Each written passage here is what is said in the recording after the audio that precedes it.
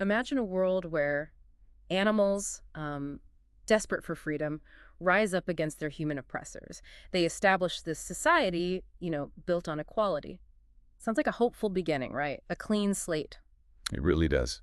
But then what happens when that incredible dream, that noble vision, starts to twist? Yeah, it warps just little by little until it's, well, barely recognizable anymore. It's a chilling process to witness, isn't it? The slow, almost imperceptible morphing of a utopia into something far more tyrannical than what it replaced. It really highlights how easily that revolutionary fervor can be hijacked. Hmm. And today we're taking a deep dive into exactly that, George Orwell's timeless classic, Animal Farm. We're drawing directly from an audiobook transcript so we can really unpack this powerful allegorical tale. Right. Because on the surface, it's about farm animals, sure. But beneath that, Beneath that, it's a profound, sometimes uncomfortable exploration of revolution, power, and, well, the terrifying effectiveness of propaganda. our mission today really is to trace those subtle shifts, Yeah. the ones that lead to tyranny. How does that noble vision get corrupted from within? Exactly.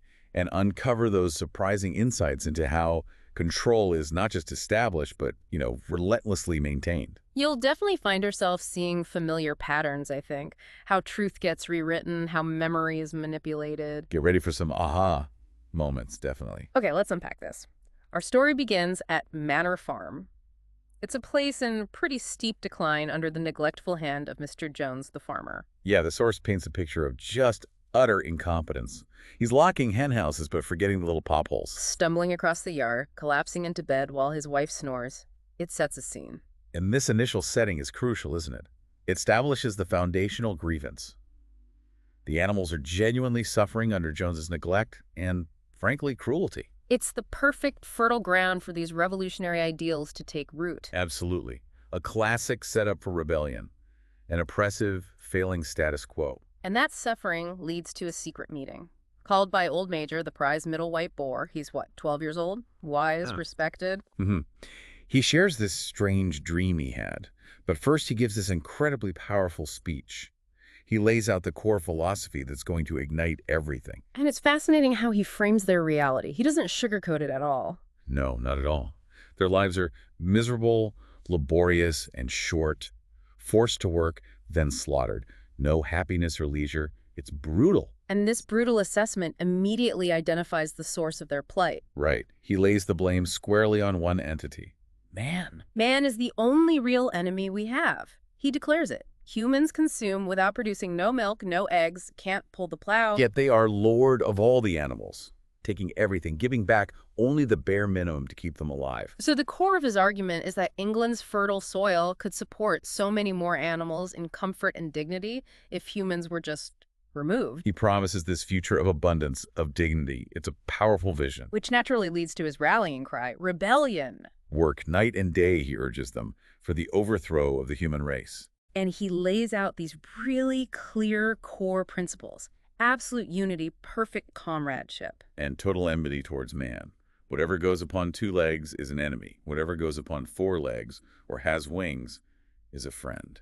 But above all, this powerful, resonant idea, no animal must ever tyrannize over his own kind.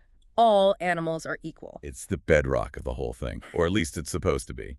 And as the animals gather for this meeting, you immediately see the archetypes, don't you? The different elements of any society starting to form. Oh, definitely. You've got the diligent, hardworking laborers like Boxer, the cart horse, huge, strong, but utterly devoted. Maybe not the brightest, but loyal. Then there's Benjamin, the cynical donkey. A quiet observer, sees a lot, says very little, kind of seen it all before. And Molly, the vain mare. She's immediately more concerned with, superficial comforts, sugar lumps, ribbons. Not exactly fired up by the grand ideals, is she? Not in the slightest. Yeah. These characters really foreshadow the different ways individuals are going to react to the revolution and its demands. Before he ends his speech, Old Major reveals his dream, reminded him of an old song, Beasts of England. Ah, yes. And he teaches it to them. The words are incredibly stirring. Freedom, vanishing rings and harnesses, abundance of food, brighter fields. It's more than just a song, isn't it? It's an emotional catalyst, a unifying symbol. It crystallizes their collective dream, sweeps them up in the shared vision of liberation. It's the rallying anthem of their revolution right there. Absolutely. The excitement is palpable. They sing it multiple times, waking everyone up. Until Mr. Jones wakes up too, fires his gun into the darkness. Breaks up the meeting, No. but the damage is done, so to speak. The seed has been planted. The future of Manor Farm is definitely set on a new course now. Indeed. It's the birth of a dream that, well, as we'll see, will be both realized and tragically perverted. So Old Major dies just 3 nights later, peacefully in his sleep. But that speech, it's lit a fire. Especially into the pigs. Snowball, Napoleon, and Squealer. They're recognized as the cleverest right from the start. And it falls to them, naturally, to develop Old Major's teachings into something more concrete, what they call animalism, a complete system of thought. And this immediately highlights a crucial dynamic, doesn't it? The quick emergence of an intellectual elite, even in a revolution supposedly about equality. Their perceived intelligence gives them an inherent advantage in organizing, teaching. And leading. Yeah. It wasn't an easy sell at first, though. No, they face a lot of apathy, stupidity even. Some animals were still strangely loyal to Jones. Mr. Jones feeds us, they'd say, or just couldn't grasp the future. And then there was Molly with her rather superficial concerns. Will there still be sugar after the rebellion? Right. And shall I still be allowed to wear ribbons? Which the pigs call a badge of slavery. She just wanted her creature comforts. It shows that clash between revolutionary zeal and just, well, personal desires. And let's not forget Moses, the tame raven, Jones's special pet. Ah, Moses and Sugar Candy Mountain.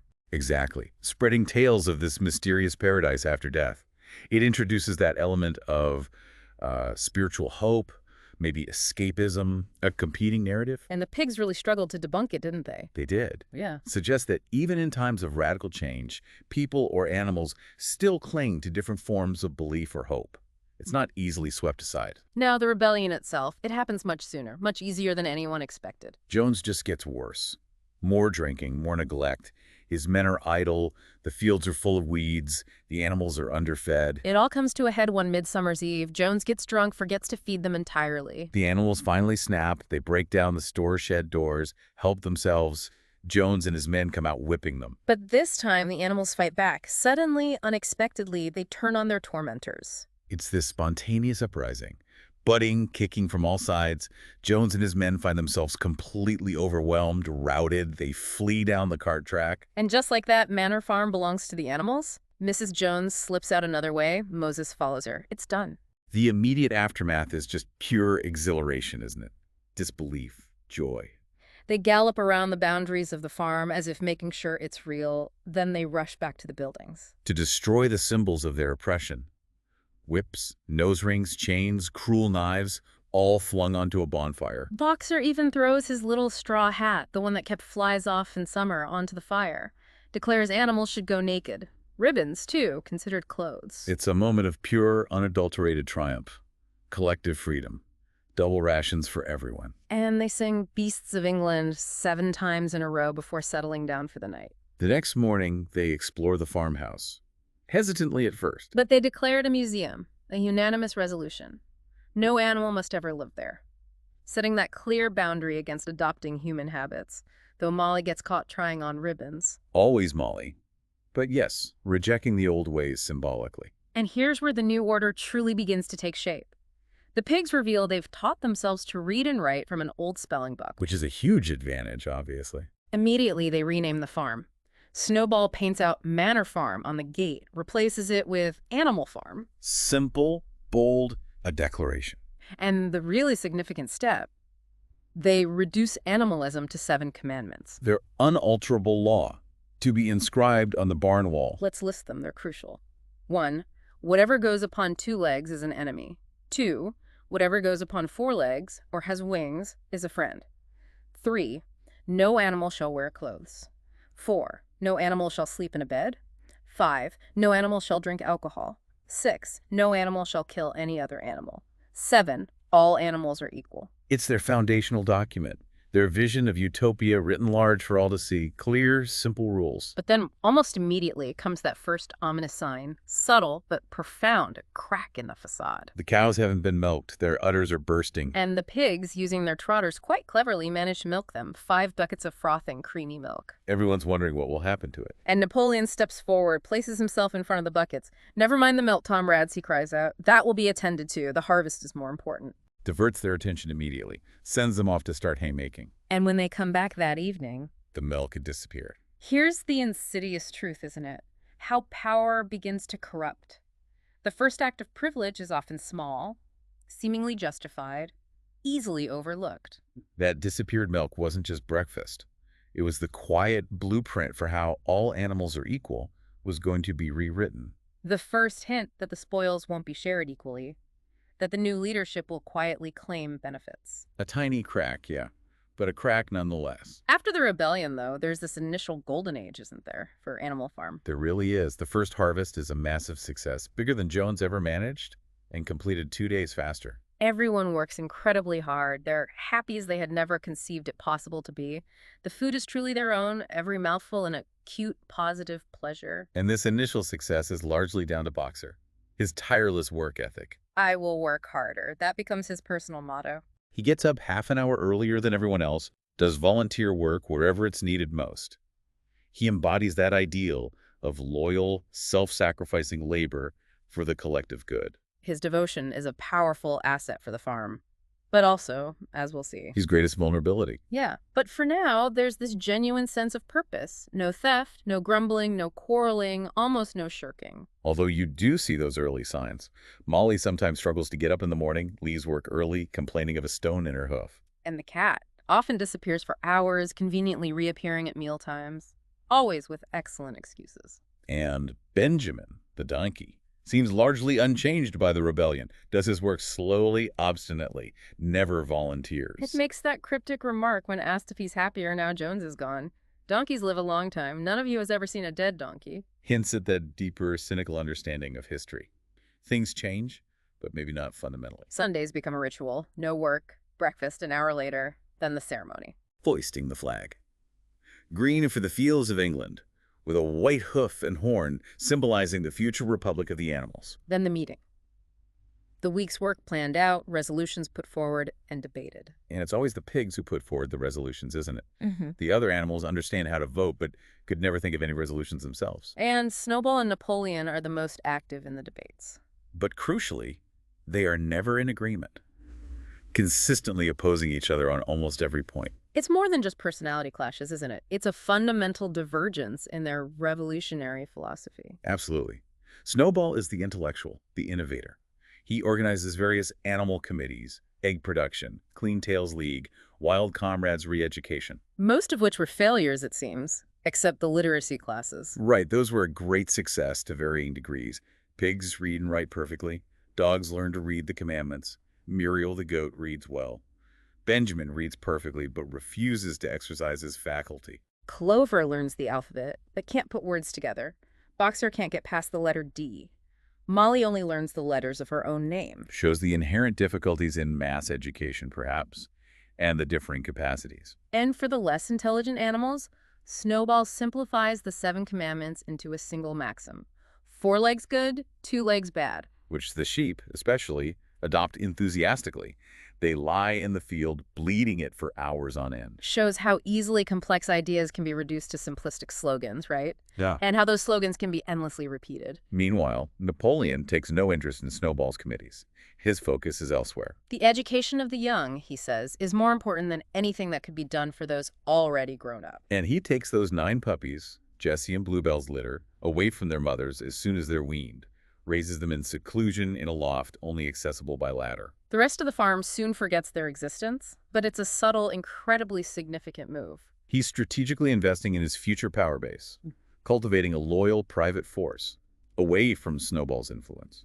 And speaking of privileges, that mystery of the disappeared milk. Ah, yes, it's soon cleared up. Mm-hmm. It's being mixed into the pig's mash every day. Along with the windfall apples, which are also collected and brought to the harness room for the pig's use only. Some animals murmur, but this is where Squealer truly shines. Or shows his true colors. The master propagandist steps in, sent out to give the necessary explanation. He justifies it brilliantly in a sinister way, claims it's not selfishness and privilege, but essential for their health. Apples and milk contain substances absolutely necessary to the well-being of a pig. Pigs are brain workers, he says. The whole management and organization of the farm depends on them. Day and night we are watching over your welfare. It is for your sake that we drink that milk and eat those apples.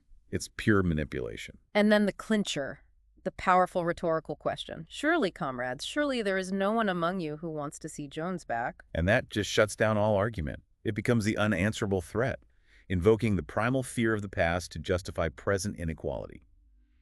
Classic tactic. Yeah. Outside the farm, meanwhile, the revolution starts to spread, or news of it at least. Pigeons are sent out daily to mingle with animals on neighboring farms, tell the story of the rebellion, and teach them beasts of England. Mr. Jones spends his time complaining in the Red Lion pub in Willingdon. And the other farmers, Pilkington of Foxwood and Frederick of Pinchfield, are initially just pretending to laugh it off, saying it'll collapse in a fortnight. But secretly, they're frightened. They spread lurid rumors about animal farm cannibalism, torture, shared wives. Standard counter-revolutionary propaganda. But despite that, the tune and even the words of Beasts of England spread with astonishing speed. Humans couldn't stand it, pretended it was ridiculous, but secretly trembled, seeing it as a prophecy of their doom. They flogged any animal caught singing it. It shows how an ideology, an idea, once unleashed, can cross borders and inspire, despite suppression attempts. Then comes the first major confrontation. The humans try to recapture the farm. The Battle of the Cowshed. Jones, along with men from Foxwood and Pinchfield, march up the track. About mid-October. But Snowball is ready for them. He studied an old book of Julius Caesar's campaigns he found in the farmhouse. He launches the first line of defense pigeons, creating disorder. Then geese peck at their legs. Then Muriel, Benjamin, and the sheep rush forward, prodding and butting. A skirmishing maneuver. The men drive them back easily. Which is exactly what Snowball intended, luring them into the yard. Then the main force emerges. The horses, cows, and remaining pigs. Snowball himself charges Jones. Jones fires, grazing Snowball's back and killing a sheep. Boxer rears up, striking out with his iron-shod hooves, knocks a stable lad from Foxwood senseless in the mud. The men panic. Seeing their comrades falling, they turn and flee. The animals pursue them down the lane. Even the cat joins in unexpectedly. It's a complete rout, a decisive victory for the animals. Proves their capacity for self-defense. But there's that poignant moment afterwards. Boxer is pawing at the stable lad who hasn't moved. He is dead, Boxer says sadly. I had no intention of doing that. I forgot I was wearing iron shoes. Who will believe that I did not do this on purpose? He's genuinely remorseful. I have no wish to take life, not even human life. And Snowball's cold response. Yeah. No sentimentality, comrade. War is war. The only good human being is a dead one. Shows the hardening effect of conflict, maybe. Molly, of course, was missing during the battle. Found hiding in her stall. Typical Molly. But the victory needs commemorating. Military decorations are created. Animal Hero, first class, conferred on the spot on Snowball and Boxer. And Animal Hero, second class, for the dead sheep. The battle is named the Battle of the Cowshed. Jones's gun is retrieved and set up at the base of the flagstaff to be fired twice a year on the anniversary of the battle and the anniversary of the rebellion. Powerful symbols of their triumph, their shared history, their unity. But even this shared success, this moment of heroism, it isn't enough to prevent those cracks from widening. As winter approaches, we really see Molly's true priorities emerge, don't we? Oh, absolutely. She becomes more and more troublesome. Always late for work, complaining of mysterious pains, gazing at her own reflection in the drinking pool. Clover eventually takes her aside, confronts her, had seen her allowing one of Pilkington's men to stroke her nose over the hedge. Molly denies it vehemently, but can't look Clover in the eye. Clover then goes to Molly's stall, finds hidden lump sugar and several bunches of ribbons. That confirms it. Her lack of commitment to the animalist ideals is undeniable. 3 days later, Molly disappears. Pigeons later report seeing her on the other side of Willingdon, harnessed to a smart dog cart, being stroked and fed sugar by a red-faced man, wearing a scarlet ribbon. She chose individual comfort, vanity over collective liberty, abandoned the farm and the struggle. Her departure highlights how not everyone is willing, or perhaps able, to make the sacrifices required for a shared vision. Some will always seek personal gain, or just the easy life. None of the animals ever mention Molly again. Meanwhile, that rivalry between Snowball and Napoleon just deepens and They deepens. disagree on everything. Hmm. While the pigs collectively decide farm policy, these two are never in agreement on every point where disagreement was possible. Snowball often wins over the majority with his brilliant speeches. But Napoleon is better at canvassing support for himself in between times, especially with the sheep. The biggest dispute, the one that divides the farm, is over the windmill. Right. Snowball, the visionary, the innovator, comes up with this grand plan. Based on books stolen from the farmhouse, 1,000 useful things to do about the house, every man his own bricklayer. He works out plans for a dynamo, electricity. It could power lights, heating, machinery, threshing machines, plows, harrows. Transform the farm. Reduce labor. He paints this picture of comfort, stalls with electric light, hot and cold water, a 3-day work week. It's incredibly ambitious, maybe utopian. Napoleon, on the other hand, produces no plans of his own. He argues the great need of the moment is to increase food production. If they waste time on the windmill, they'll all starve to death. He quietly opposes it. Even comes to inspect Snowball's chalk drawings on the incubator shed floor, lifts his leg, urinates over the plans, and walks off without a word. Contemptuous. It's this fundamental clash. Long-term revolutionary progress versus immediate pragmatic control and survival. They also disagree fiercely on defense. Napoleon wants to procure firearms and train themselves. Snowball argues they need to send out more pigeons, stir up rebellion on other farms. If rebellion happens everywhere, they won't need to defend themselves. So one says, make ourselves strong here. The other says, make the revolution spread. And the animals find themselves divided. They listen to Snowball, they're convinced. They listen to Napoleon, they see his point, easily swayed, vulnerable to charismatic leadership, maybe? This sets the stage perfectly for Napoleon's ruthless move, his consolidation of power. The meeting to vote on the windmill is the decisive moment. Snowball finishes his passionate appeal, painting a picture of Animal Farm free from drudgery. It seems like he's won them over. But just as he finishes, Napoleon stands up, casts a peculiar sideways glance, and utters this high-pitched whimper. A sound no one had heard before. And immediately, there's this terrifying baying outside. 9 enormous dogs wearing brass-studded collars bound into the barn. Those puppies Napoleon raised in secret. Exactly. Yeah. Now, huge dogs, and as fierce-looking as wolves, they dash straight for Snowball. He springs up just in time, slips through a hole in the hedge, and is seen no more. Chased off the farm, it's a chilling, swift, violent coup d'etat, executed with terrifying precision. The dogs return, fawn on Napoleon like they used to on Jones. Silence falls over the terrified animals. The effect is immediate and absolute. Napoleon, flanked by his dogs, mounts the raised platform where Major had stood. He announces that Sunday meetings will end. Calls them unnecessary and wasted time. A waste of time debating. All questions relating to farm work will now be settled by a special committee of pigs, presided over by himself. They'll meet in private and communicate decisions afterwards. It's the complete subversion of any democratic process, centralizing all power. No more debates, just orders. And then, of course, Squealer arrives to justify it all. His masterclass in propaganda, spin control. He goes around the farm explaining, saying Napoleon has taken on this extra labor purely out of devotion to the farm, a sacrifice. Claims leadership isn't a pleasure. It's a deep and heavy responsibility. And that Napoleon believes all animals are equal, but someone has to make decisions. What if they made the wrong decisions, comrades? Suppose they decided to follow Snowball with his moonshine windmill. And here's where the rewriting of history begins immediately. Snowball is instantly recast.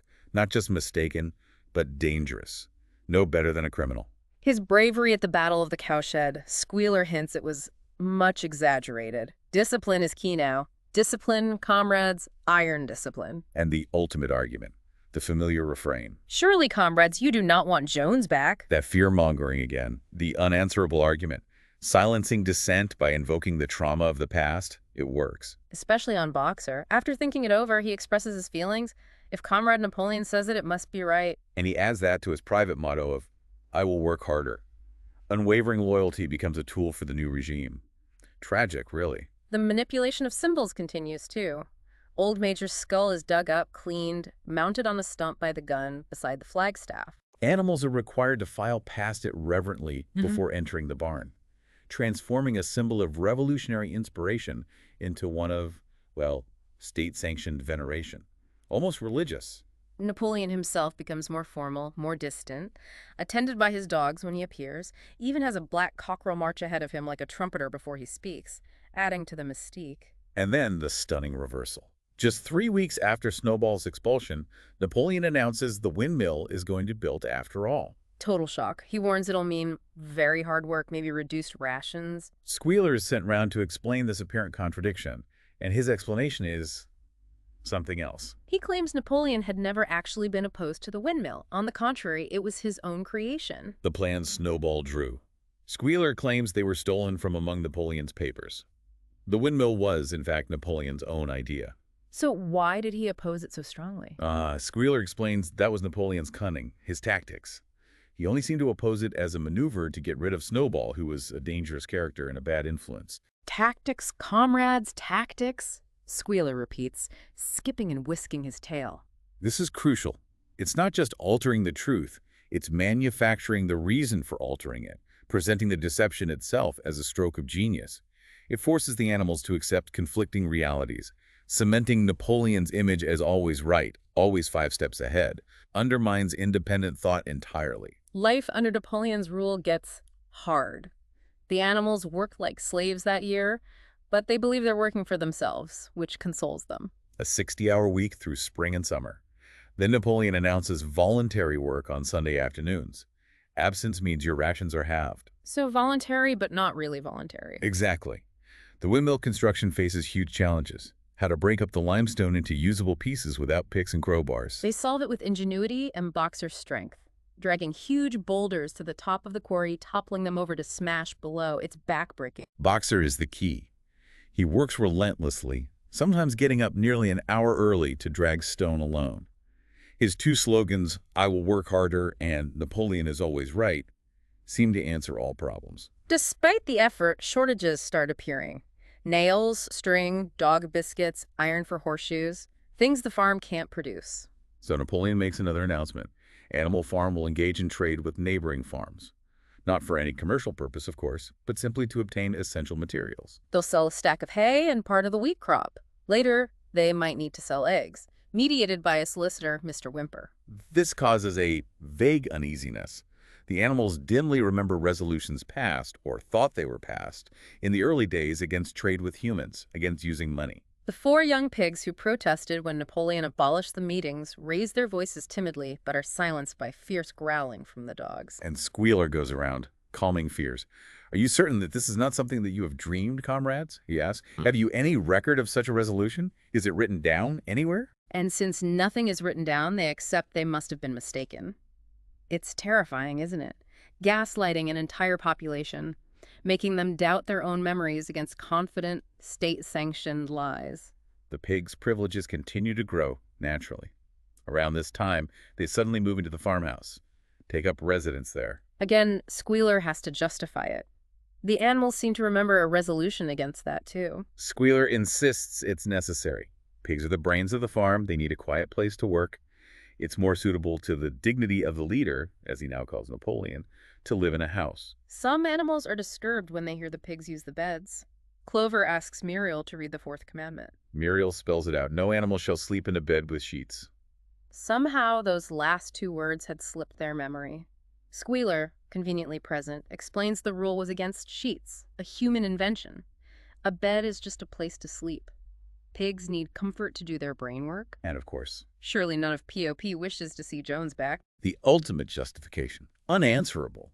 They also start getting up an hour later than the other animals. More privilege justified by brain work. The winter is hard. Storms damage the half-finished windmill, and food shortages hit. Real shortages this time. Rations are reduced for everyone except the pigs and dogs. Squealer never calls it a reduction, always a readjustment.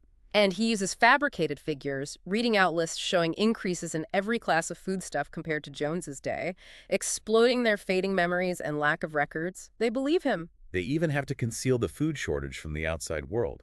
When Whymper visits, they fill the empty grain bins in the store shed, mostly with sand, covering just the top layer with grain. Deception becomes crucial, maintaining that facade of prosperity. Then comes the brutal suppression of the hens. Egg production is needed to pay for grain. Napoleon accepts a contract for 400 eggs a week through Whymper. The hens protest. It's murder, they cry. They fly up to the rafters, lay their eggs so they smash on the floor. Defiance. Napoleon's response is swift and ruthless. Stops their rations entirely. Decrees that any animal giving them even a grain of corn will be punished by death. The dogs enforce it. The hens hold out for 5 days, then capitulate. 9 hens have died in the meantime, supposedly from coccidiosis, Squealer says. Their bodies are buried. This is a terrifying escalation. Napoleon using starvation and the direct threat of death against his own animals. A new phase of internal control. And Snowball. He becomes the ultimate scapegoat. Blame for everything that goes wrong. He's now secretly frequenting the farm by night, performing all kinds of mischief. Stolen corn, upset milk pails, broken eggs, gnawed bark on fruit trees. If anything goes wrong, it's Snowball. A window broke. Snowball. Drains blocked. Snowball. Napoleon even stages an investigation, sniffing the ground for Snowball's scent, claiming to find traces everywhere. Then Squealer gathers the animals with terrible news. Snowball has sold himself to Frederick of Pinchfield Farm. He's plotting to attack them. Worse, Right. Snowball was in league with Jones from the very start. Squealer claims they found secret documents proving it. He tried to get them defeated at the Battle of the Cowshed. This completely rewrites history. Boxer, despite his loyalty to Napoleon, expresses doubt. I do not believe that, he says. Snowball fought bravely at the Battle of the Cowshed. I saw him myself. Squealer has an answer, of course. It was all part of the arrangement. Jones's shot only grazed him part of the plan. If not for Napoleon charging forward, crying death to humanity, and biting Jones's leg, Snowball would have succeeded. He asks Boxer, surely you remember that, comrades? Painting this vivid, false picture. Boxer is confused. He tries to argue, but Squealer insists Napoleon has stated categorically that Snowball was Jones's agent from the beginning. That settles it for Boxer. Ah, that is different, he says. If Comrade Napoleon says it, it must be right. The chilling triumph of fabricated history over lived experience, the trust placed entirely in the leader. Squealer then issues that chilling warning. Snowball's secret agents are lurking among us at this moment. His eyes dart suspiciously. Sets the stage perfectly for the purge. 4 days later, Napoleon assembles all the animals in the yard. He emerges wearing his medals, flanked by his dogs, utters that high-pitched whimper. The dogs immediately seize 4 pigs, the same ones who had protested before, and drag them, squealing and terrified, before Napoleon. Their ears are bleeding. They taste blood. Napoleon calls on them to confess their crimes. They confess. Contact with Snowball, collaborating to destroy the windmill, plotting to hand the farm over to Frederick. They even confess Snowball admitted privately he'd been Jones's agent for years. And when they finish confessing, the dogs promptly tear their throats out. But it doesn't stop there. Napoleon demands if any other animal has anything to confess. 3 hens, leaders of the egg rebellion, confess. Snowball incited them in a dream. A goose confesses to stealing corn. Sheep confess to urinating in the drinking pool or murdering an old ram, all slaughtered on the spot. The confessions and executions continue until a pile of corpses lies before Napoleon's feet, and the air is heavy with the smell of blood. The institutionalization of terror.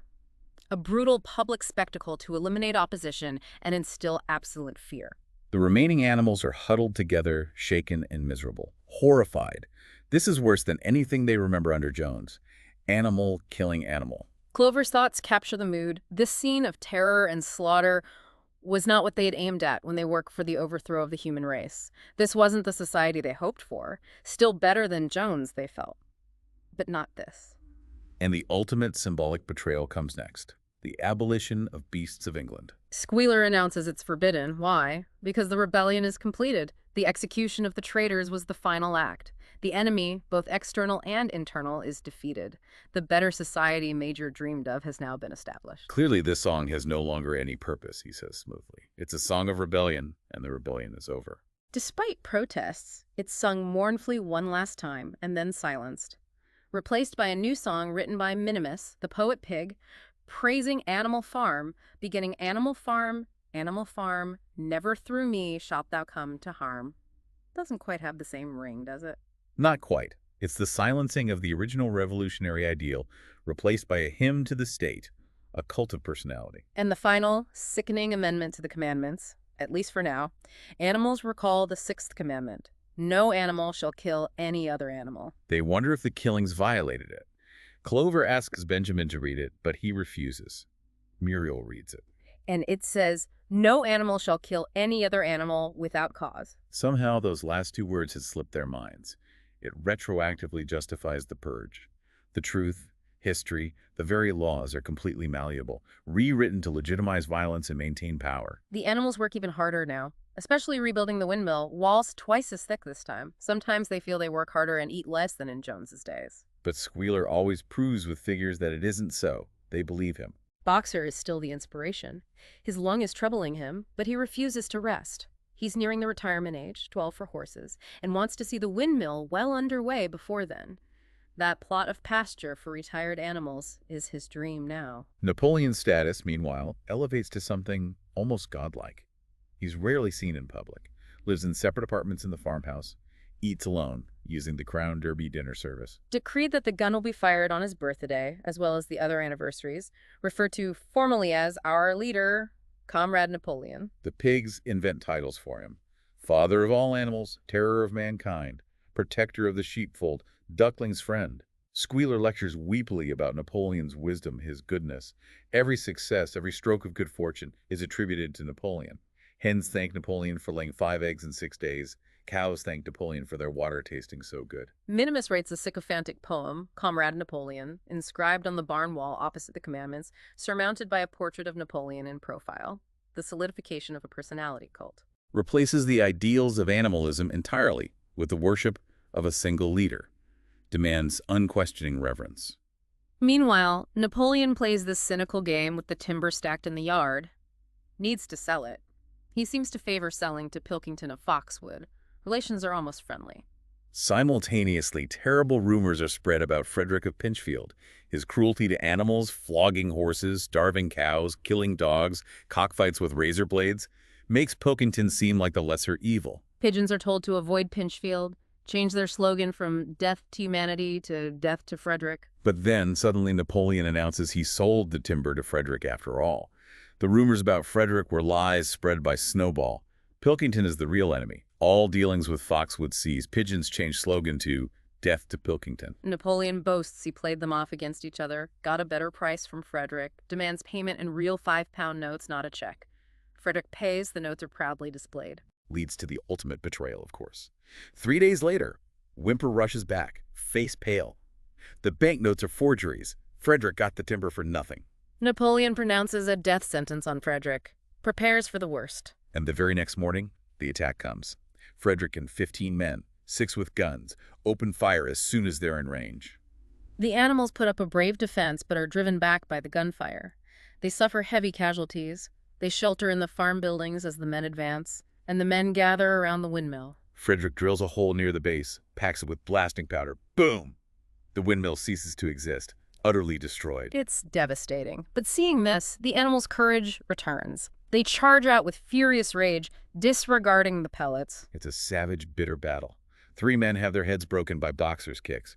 A cow gores another. Napoleon's dogs cause panic. The men are routed and flee. But the animals are weary, bleeding, many dead. The windmill is gone. Boxer, wounded himself, surveys the scene. What victory? He asks, when Squealer comes skipping up, announcing they've won. The windmill they worked on for 2 years is destroyed. Squealer's spin is astounding. What matter? We will build another windmill. We have won back what we had before, the sacred soil of Animal Farm. He declares it a great victory. 2 days of celebrations are ordered. Songs, speeches, firing the gun. A special decoration, the Order of the Green Banner, is created, which Napoleon confers upon himself. The whole unfortunate affair of the forged banknotes is simply forgotten. Propaganda turns military disaster into perceived triumph, erases inconvenient truths. Shortly after this victory, the pigs discover a case of whiskey in the farmhouse cellar. Loud singing is heard from the farmhouse late that night, including, surprisingly, snatches of Beasts of England. Napoleon is seen galloping around the yard wearing Mr. Jones's old bowler hat. The next morning, the pigs look unwell. Squealer announces with sad eyes that Comrade Napoleon is dying. Terrible news. A decree is posted. Drinking alcohol is punishable by death. But by evening, Napoleon feels better. The next night, there's a loud crash around midnight. Animals rush out. Squealer is sprawled on the ground at the foot of the barn wall where the commandments are written.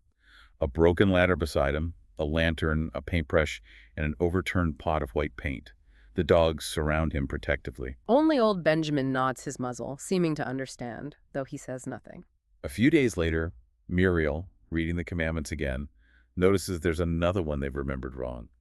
The fifth commandment. It now reads, "No animal shall drink alcohol to excess." Another principle silently perverted to serve the ruler's desires, justified by adding two small words. And then comes Boxer's final sacrifice, the ultimate betrayal. His split hoof from the battle is slow to heal. He still works relentlessly, despite the pain. He's looking forward to retirement, that corner of the pasture. But one evening, while dragging stone to the windmill site, he collapses. His lung has given out. Clover and Benjamin attend him while Squealer arrives, expressing deep sympathy. He announces Comrade Napoleon has already arranged for Boxer to be treated at the hospital in Willingdon. The animals are uneasy, taking one of their own away. But Squealer assures them the vet there can treat Boxer better than they can on the farm. Boxer weakly expresses faith in Napoleon. 2 days later, a van arrives to take him away. A large, closed van drawn by 2 horses. The animals gather to say goodbye. Benjamin, suddenly breaking his usual cynical silence, comes galloping from the farmhouse, braying in alarm. He's read the lettering on the side of the van. For the first time, he breaks his rule and reads it aloud. Alfred Simmons, horse slaughterer and glue boiler, Willingdon, dealer in hides and bone meal. Kennels supplied. A stark, horrific moment of truth. They're sending Boxer to the knacker's yard. The animals cry out in horror, trying to warn Boxer. Get out, Boxer, get out quickly. They're taking you to your death. Boxer hears them, tries to kick his way out. The van door rattles, but his strength is gone. He's too weak. The van drives away. Boxer is never seen again. The unwavering loyalty, the tireless labor of the common worker, exploited to the very end, rewarded with a brutal, unseen death, sold for profit. Squealer, of course, provides the final deception 3 days later. Announces Boxer died peacefully in the hospital despite receiving every attention. Claims he was there at the end. Boxer's last words, according to Squealer, whispered in his ear, "Forward, comrades! Forward in the name of the rebellion! Long live Animal Farm! Long live Comrade Napoleon! Napoleon is always right." Squealer even addresses the wicked rumor about the van, claims the van used to belong to the knacker but was bought by the veterinary surgeon who hadn't painted over the old name yet. A foolish mistake. The animals are enormously relieved. The detailed narrative, Squealer's demeanor, it convinces them they fall for the fabricated story one last time. And the ultimate irony. On the day appointed for the memorial banquet for Boxer, a grocer's van delivers a large wooden crate to the farmhouse. That night, loud singing and sounds of a violent quarrel are heard. The pigs had somehow acquired money to buy themselves another case of whiskey. The very symbol of their exploited labor is sold for the indulgence of their new oppressors. It's utterly bleak. Years pass after Boxer's death. Many years. Most of the original animals who remembered the days before the rebellion are dead or forgotten. Jones is dead too. Snowball is forgotten. Boxer is forgotten except by the few who knew him. Clover is old now. Benjamin is the same as ever, just grayer. Moses the raven is still around. And of course, many pigs and dogs. No animal has actually retired. That promise of a comfortable old age, broken, forgotten. Animal Farm is more prosperous now, better organized, enlarged by 2 fields bought from Pilkington. The windmill is finally completed. It's not used for generating electricity, is it? No, it's used for milling corn, which Yeah. brings in a handsome profit. They're building another windmill now, which will have a dynamo, they say. But the comfort Snowball dreamed of, electric light, hot water, are no longer talked about. Napoleon denounces such ideas as contrary to the spirit of animalism. True happiness, he says, lies in working hard and living frugally. For everyone else, that is. The farm seems richer, but only the pigs and dogs seem to benefit. They're more numerous. The pigs now supervise and organize. They don't produce food themselves, but engage in essential activities like creating files, reports, minutes, memoranda, which are then burnt in the furnace. Brain work. They eat well. New rules appear. Other animals must stand aside if they meet a pig on the path. All pigs can wear green ribbons on their tails on Sundays. Napoleon is unanimously elected President of the Republic, Animal Farm having been declared one, as the sole candidate. And the rewriting of Snowball's history reaches its peak. New documents are discovered. Apparently, Snowball didn't just fight with Jones at the cowshed. He was openly fighting on Jones's side. He was the leader of the human forces, shouting, "Long live humanity!" His wounds, inflicted by Napoleon's teeth in the battle. The revisionism is complete, utterly divorced from reality. Interestingly, Moses the Raven reappears after years away, still talking of Sugar Candy Mountain. The pigs denounce his stories as lies, but they allow him to stay on the farm without working and even give him a gill of beer a day. Why? Maybe they see the value now. A useful distraction. Hope, even false hope, keeping the oppressed compliant. It's an interesting ambiguity. Then comes the truly pivotal moment, the complete transformation, the final, shocking inversion. Squealer takes the sheep away to a remote piece of ground for a whole week, teaching them something new. Shortly after their return, on a pleasant evening, the animals are heading back from the fields, and Clover neighs in astonishment. A pig walking on its hind legs. Yes, Squealer, somewhat awkwardly, but perfectly balanced. Then other pigs emerge from the farmhouse, all walking on hind legs. Finally, Napoleon himself appears, majestically upright, gazing haughtily, and carrying a whip in his trotter. The visual climax, literally adopting the stance and symbols of their former human oppressors. Silence descends. Terror, dismay. Just as they might have protested, just as some murmur might have started, the sheep burst out into a tremendous bleating. The new slogan Squealer taught them. 4 legs good, 2 legs better. 4 legs good, 2 legs better. On and on it goes for 5 minutes. By the time they stop, the moment for protest has passed. The pigs march back into the farmhouse. The ultimate inversion of the original maxim, drilled repetition wins again. Clover, old and dim-sighted now, asks Benjamin to read the barn wall for her. The 7 Commandments. But they're gone. In their place, a single commandment is painted. All animals are equal, but some animals are more equal than others. It perfectly cynically encapsulates the entire perversion of the revolution, the ultimate betrayal of its founding principle, now enshrined as law. After that, nothing seems strange. Pigs carrying whips, buying a wireless set, installing a telephone, subscribing to human newspapers, Napoleon smoking a pipe in the garden. And the final visual symbol. The pigs take Mr. and Mrs. Jones's clothes out of the wardrobes. Napoleon appears in Jones's black coat and leather leggings. A favorite sow appears in Mrs. Jones's watered silk dress. They have fully, completely become the humans they overthrew.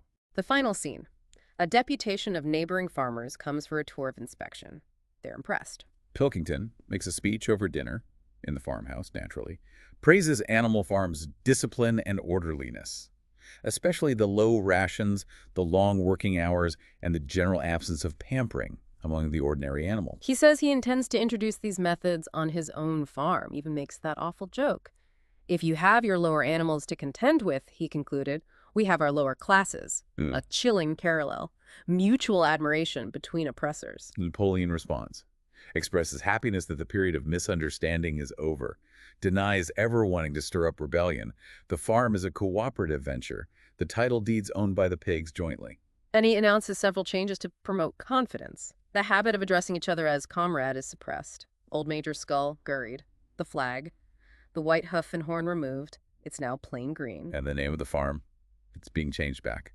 From now on, it will be known as the Manor Farm. The ultimate reversion.